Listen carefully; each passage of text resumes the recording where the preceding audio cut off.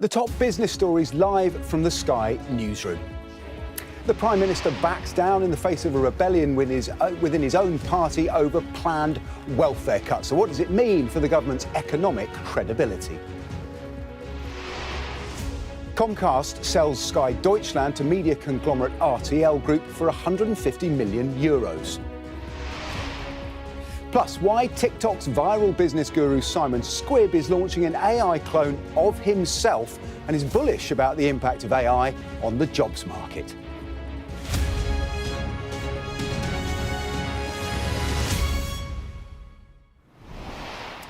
Good morning, this is Business Live with me, Paul Kelso. The Prime Minister has backed down over planned cuts to disability entitlements in the face of a rebellion from within his own party. The U-turn leaves the Chancellor with a problem, with savings of £5 billion intended to balance the books at the last budget, reduced to as little as £2 billion. So how might she balance the books, and what does it mean for the government's economic credibility? Well, joining me now to help understand this is Simon French, Chief Economist and Head of Research at the Panmure Liberum and a former economist at the Department for Work and Pensions. Simon, I imagine your former colleagues are going to be busy trying to answer some of these questions this morning. Much discussion of the political authority of the government over this issue. What is the impact and how will the markets be viewing the economic credibility hit that might be incurred because of this U-turn? Well, morning, Paul. I think what you see here is not the magnitude of an additional £3 billion a year of public sector borrowing, which is the best assessment we have right now of this U-turn. It is more about what it tells you about their appetite, the government's appetite, to make difficult fiscal decisions later on in the Parliament and indeed potentially into future parliaments, because of course the pathway for UK public sector debt is expected to keep growing as the population ages, and therefore some difficult decisions around welfare, around pensions are going to need to be made. And the bond market watches that. It looks for signals as to whether those difficult decisions can be made or whether it'll be put on them in terms of further issuance. And if they do think that tends to push up interest rates. We haven't seen a reaction this morning, but I think as we go closer to the autumn statement, we might start to see some of the turbulence we saw earlier on in the year starting to return. So that perhaps lack of immediate reaction this morning, does that tell us that the markets, it's a homogenous word, isn't it, for all sorts of different motivations, but they're less concerned with the micro of a few billion here and there and where the policy is than the macro, and ultimately what they care about is whether the books can be made to balance and they can have faith in the overall plan as opposed to the specific give and take that occurs as part of the political cycle. I think that's right, but I also think just looking at this morning's price action, there is so much attention on what is going on in the United States in terms of the future of the head of their independent central bank, also fiscal plans, tax and spending plans in the world's biggest economy. So to some extent, the eye is not particularly on the UK, and that's why I would anticipate this volatility to come when we get to one of those fiscal events like the autumn budget, when international investors trying to price UK government debt will look in a bit more detail on what's going on in the UK and start to trade potentially its debt slightly different to the rest of the world. You've got experience from inside the DWP and now from your external position viewing these markets. The specifics here of the huge increase in welfare claimants since COVID is very acute in the UK, and it's really striking the gap to other countries in Europe. It's a real conundrum for whoever's in power. Have you got any sense of why that gap has opened up? Is something intrinsic in our welfare system, the generosity of it perhaps? Any view on what might be causing this difference? Well, it's absolutely the right question to be asking, because what you've got is both a disconnect with the underlying reported health conditions of the UK population that doesn't seem to have grown in anything like the same degree as the benefit claims. But you also rightly referenced that internationally, the UK is the only major economy that's seen its inactivity rate, the sickness and disability rate, grow since the COVID pandemic. My own theory, for what it is worth, is that when you look at the history of sickness and disability benefits from when I started, it was called invalidity benefit, through incapacity benefit, and now into universal credit, is that the rules need constantly updating to societal trends on how people fill in the forms, gain eligibility. And one of the big things that I don't think is spoken about nearly enough is that social media has changed the speed with which people learn how to fill in those forms to get successful claims. And in a scenario where those claims, the information around those claims can be spread very, very quickly, the DWP needs to be on top of making sure they're getting the appropriate balance between correct scrutiny and ensuring that support gets to the right people who fully deserve it. That's a really interesting take. It's got easier to do, so more people are doing it. I just want to change subject, if I can, very briefly. You've written about this quite recently. The Office for National Statistics sounds dry, but it matters. A report overnight says the department's got deep-seated problems, needs an overhaul. Lots of concern over the quality of the data, particularly around who's available for work and who isn't. It affects how the Bank of England makes decisions. Just tell us why that matters and why it's making this entire issue much harder for policymakers to assess. Yeah, so we're coming up to the year anniversary of this government and its economic policies. And one of the big economic changes, of course, been employer national insurance, a big tax increase that has affected hiring and the labour market. And you want really good data to be able to appraise what impact that's had on labour demand, and if you're the Bank of England, the appropriate stance of interest rates. My big criticism, and this was, you referenced Robert Devereux's report that came out yesterday, citing the fact the ONS perhaps took their eye off the ball of those key labour market data as it started pursuing other, perhaps rather more peripheral data. I think the message here is focus on your knitting, get the really important data that the markets and policymakers rely on correct, and then you get better policy making, which of course we all stand to benefit from. Simon Fritz, thank you very much for those insights this morning. Now, we'll stay with the issue of the economic impact of this U-turn. Bond markets, we're waiting to see how they react to the Prime Minister's move overnight, whether gilt yields will be pushed a little higher. Some suggestion they might be a little higher relative to European bonds and US Treasuries. To help us understand what this means, I'm joined by George Lagarias, Chief Economist at Forbes Mazars. George, good morning. Welcome to the programme. What's your take on the impact of this welfare U-turn? Is a policy aimed at filling a hole in the Chancellor's budget, ended up creating another one? Is this a blow to the credibility of the UK? I don't think it is. And you know what? The bond markets don't say it is, at least not yet. Of course, bond markets are preoccupied with bigger issues and bigger stuff, but still the gilt market is the gilt market and somebody's looking at it. I think, however, that the UK is on a very short leash. It has been ever since the catastrophic Liz Truss mini budget. So I think there is an end to that leash eventually. Okay, you can only try out so much of that. And my bigger fear is that it will take not very much to start spilling the water. All you need is one straw from here or maybe two.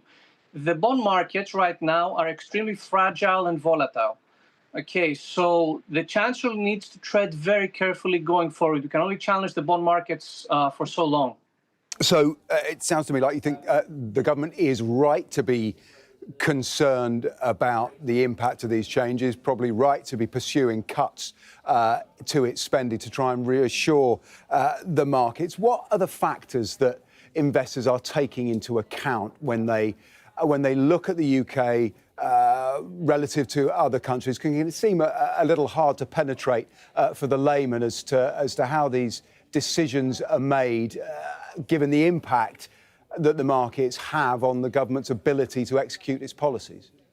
Look, so a foreign investor sees the currency strong, and that's good. They see the fiscal position. It's actually overall not too bad versus other countries. France, for example, is in a worse situation. They see overall debt to GDP, which is still, okay, it's not great, but there are many countries out there that are much worse.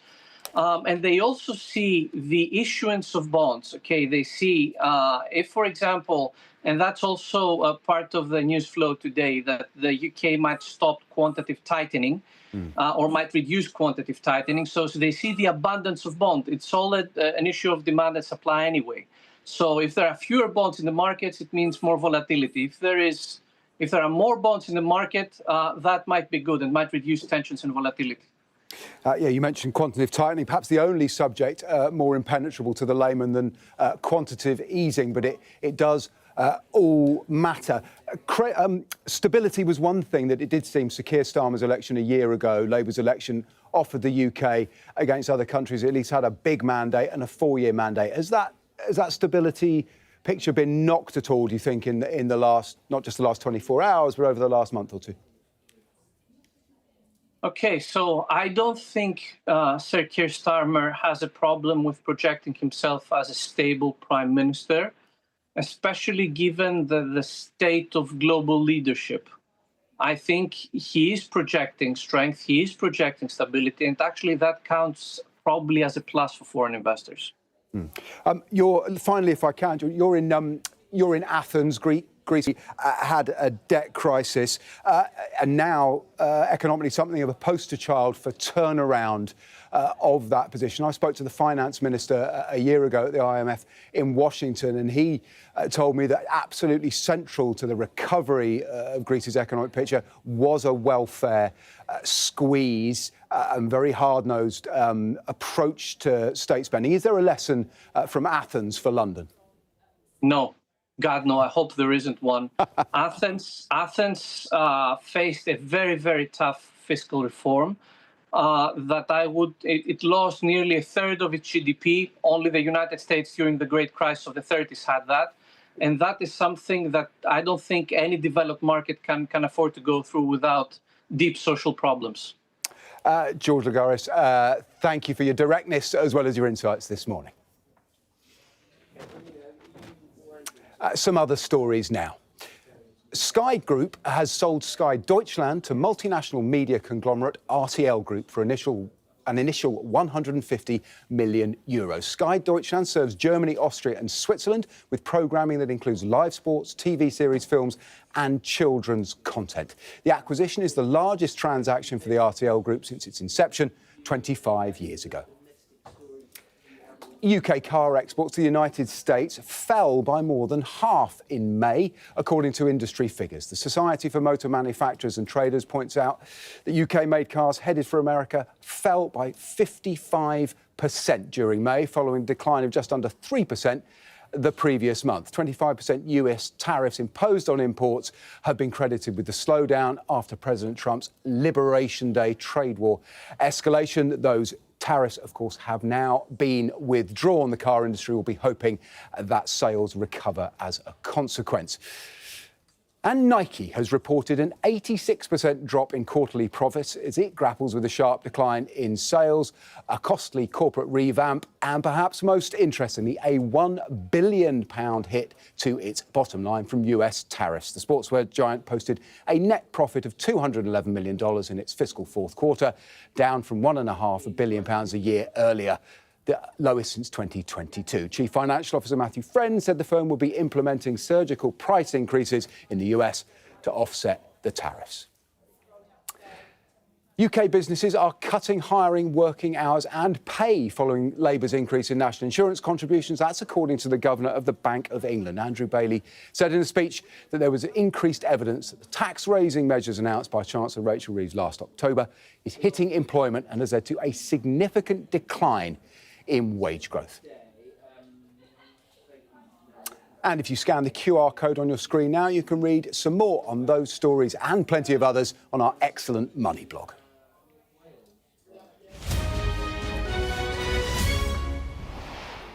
Now let's take a look at how the markets are doing this morning. Joining me now is Janet Mui, Head of Market Analysis at RBC Brewin Dolphin. Janet, good morning. Let's talk about, let's talk about currencies, first of all. The pound is heading towards, certainly last night, it hit a 4-year high against the dollar. It's still nudging that number this morning when I checked just before we came on air. Wouldn't think the pound would be doing well against the dollar. Explain what's going on here. Hi, good morning, Paul. Thanks for having me. I think it's more of a dollar weakness story. If you look at the dollar, it has weakened against most major currencies. And I think it's a dollar weakness story. And the reason, primarily a few drivers, is first of all, the erosion of the confidence in US institutions. And there has been some sell-off in the US assets over the past couple of months, and that's impacting the dollar. And also yesterday, we have got a speculation that President Trump may name a Fed chair earlier than expected. And of course, he is probably likely to name someone who is going to cut interest rate faster than current Fed chair Jay Powell. And so that has raised rate cut expectations. And of course, we have got the escalation in geopolitical risk. So there is a less demand for safe haven currencies, which typically is the dollar. So that's why a confluence of factors have pushed the dollar weaker, which on the flip side of that is the sterling strength. The threat to Jay Powell's job, Jay Powell has said this has been Donald Trump, let's remember, appointed him during his first term. And this threat has been hanging over him ever since Mr. Trump returned to power. But he said he's not going anywhere. Does this suggest investors just don't believe that Mr. Powell can hang on if the president really decides he wants to kick him out? So far, I mean, President Trump's stance is that he won't fire Jay Powell. And what this news means is that he wants to name someone earlier than later. So Jay Powell is very likely to last until the end of his term, which is May 2026. But of course, once you name a new Fed chair, the market is going to focus on what this new Fed chair is going to do next year. So I don't think President Trump has the power to actually fire Jay Powell, because the Fed is supposed to be independent, and he just doesn't have that power to fire him. And so the market is going to focus on what the next Fed chair is going to do. So what the market is expecting is that there may well be 3 rate cuts in the US, which the current Federal Reserve Committee is just projecting 1 rate cut. So the market is a little bit getting ahead of itself with the current speculation. We'll stay in the US for the moment. The futures market is telling us that the S&P 500 is very close to a record high. So we've got a loss of confidence in the dollar, but plenty of strength in the equities market. Tell us what's going on. The US equity market have staged a very strong recovery over the past months or so. I think a couple of drivers. First of all, is really the trade tariff tension has given way to trade optimism. There are likely to be more trade deals coming through. And of course, huge de-escalation of trade tension between US and China. That's one big factor. And of course, the escalation in the Middle Eastern tension, that's a huge cloud of uncertainty being lifted. And meanwhile, corporate profits remain accelerating. US economy remains pretty resilient, although there's some cooling down, which actually do support the notion of interest rate cuts by the Federal Reserve. So I think all of these factors are quite supportive to sentiment. And in the next half of the year or so, we may be seeing the passage of the tax cut bill, which will see more money in the pocket of people and businesses that would support spending and investment. And so if we get more trade deals coming through, even though they're just quick deals, not comprehensive ones, that will significantly boost the market sentiment. Janet, we thank you for your time this morning and for explaining what's going on in the US to us. Thank you. Now, as the number of advertised graduate roles falls by a third compared to last year, I'll speak to the TikTok sensation and startup business guru Simon Squib about why he's optimistic about the impact of AI on young people's job opportunities.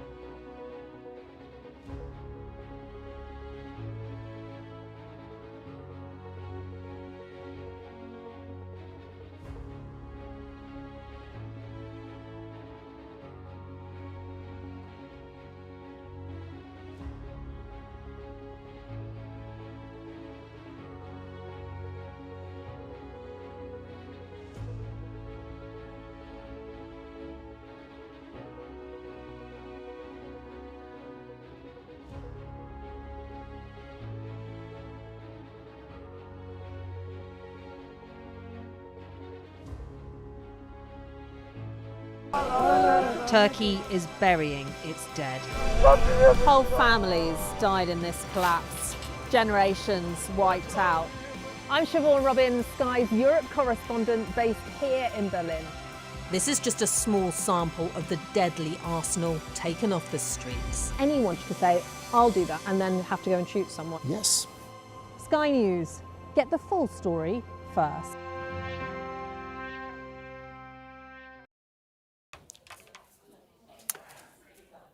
Welcome back. The number of graduate-level jobs advertised has fallen by a third compared with last year and is at the lowest level in 7 years. Economists at the job search site Indeed, who released the figures, claim that entry-level roles are particularly exposed to AI and that new entrants to the job market are facing a challenging time in securing a first rung on the ladder. Well, joining me now is Simon Squib, an entrepreneur with nearly 7 million followers on TikTok and founder of the online platform helpbank.com, who's launching a new app aiming to help people start businesses.